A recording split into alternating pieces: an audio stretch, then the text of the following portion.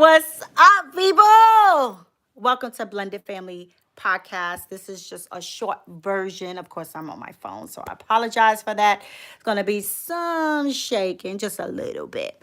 Anyway, I just had the most amazing conversation about relationships and about blended families as well. And I've learned that, actually, not that I have learned, this is something that I have learned since I've been ghosted from my last relationship about me being too, I'm going to use the word proactive. So I realized that any man that come into my life, they will literally have to match my energy. They will have to match it or be beyond it. They will have to be hustlers because I am a hustler. I'm not a person who's complacent. I like to dibble and dabble in a lot of things. And I know it is, how can I say it? It sounds like it's way too much, because I have a lot going on. Like I want to finish up my master's. I'm actually inspired by someone very close to me, because he's going for his doctorates and he's just so determined and he's focused. And I was like, I need that, So he inspired me to go back and finish with my master's, and then also pushing me to go for my certification at the same time. And I'm like, oh my gosh. And it's so much, because I still have, I have three boys, but I have two younger ones that stay with me. They have their basketball, sports and stuff. I have my job, and there is a distance between where I live and where I work and the commuting. And, the fact that I am always exhausted and I don't get enough sleep because I have to be up by 3 o'clock in the morning to start my day.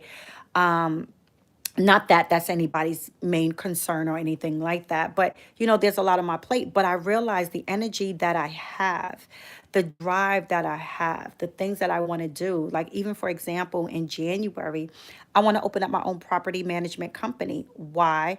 Because I've done commercial real estate in a way, and I know all the laws and what it takes to run a property and paperwork and all that other stuff, and I've like helped my sister on the side. My brother, he wants me to come and help him as well. Hopefully he doesn't get deployed, but as of right now, it seems like he's going to be deployed to Kuwait. And and I can actually, that is something I can do with my eyes closed. I mean, I can do everything right here from my couch.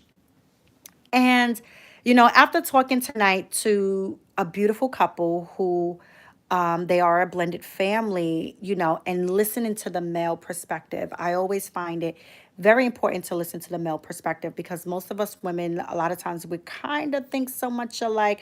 Most do, not all. I was raised by my dad, so I kind of relate a little bit more to the male side than I do on the female side. But I realized, and he was telling me, he was like, you know what? He said, you need to find someone who is a hustler. You need to find someone who's going to match your energy. He said, because right now I am doing too much for those who can't appreciate it, for those who may feel intimidated by it. And I said, for the first time, when I realized that, in the relationship that I was in, I felt like I was doing too much. And I said, you know what? I need to take some steps back. And I did. I did. And I said, you know what? I said, I will make sure that, when he's ready to move, he'll move on his own. And I won't bring it up, So he will bring up certain things to me, that he spoke to certain people and stuff like that. My main thing is this, is that I am a whole woman. I am here to support my man endeavors to the fullest, whether I will agree with them or not. But if it's something that he sees fit that's for him, I am going to put 100% of myself in it, as well as the things that I'm already currently doing. Why? Because I know how to multitask. I know how to do many things at the same exact time. Any little time that I can spare to put something else extra in there, I will do so. That's just how it is. That's just me. That's how it is. So I say all of this to say is that I am planning on um, redoing my prayer for my man. I really am. For my future man, I am going to redo my prayer for him, and I'm going to add some extra stuff in there because it's needed. And it's important that not only myself, but also him, whoever he may be, understand where I'm coming from, and I understand where he's coming from. We need to be equally yoked. We need to be on the same page. We got to want the same thing. We got to have the same drive to work towards it. And we don't have to speed it up. We can take our time. We can enjoy one another, enjoy the times that we supposed to spend together, doing whatever. And then the time that we need to come together to work together towards the future, I'm okay with that as well. And that's why, going through relationships and going through things, you learn certain things and you learn to adjust if you're willing to adjust. I am willing to adjust until I get it right.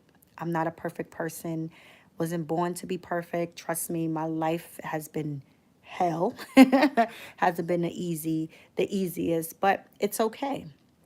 It is really, really okay. So I just wanted to drop that little gem there, and I wanted to thank the beautiful couple that actually spoke to me this evening. It was a great talk. I will also have them on the Blended Family podcast as well, where they could talk about the success of their relationship, who have also met on a app.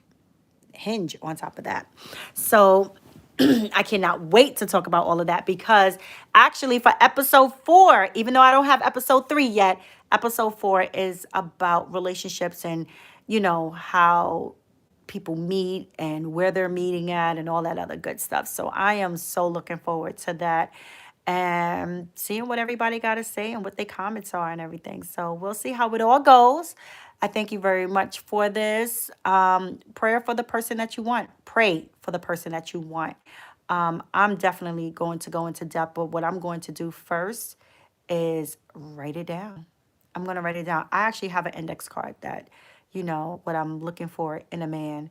But my last prayer was exactly what I wanted him to have.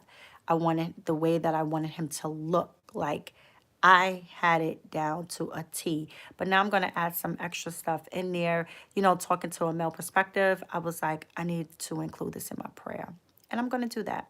And I want you to do the same thing as well. We gotta, no, I won't say we gotta, but I'm going to say, I don't think anybody wants to grow old alone. And no, I don't think you need someone to make you happy. You should be already happy. I'm happy and I'm at peace.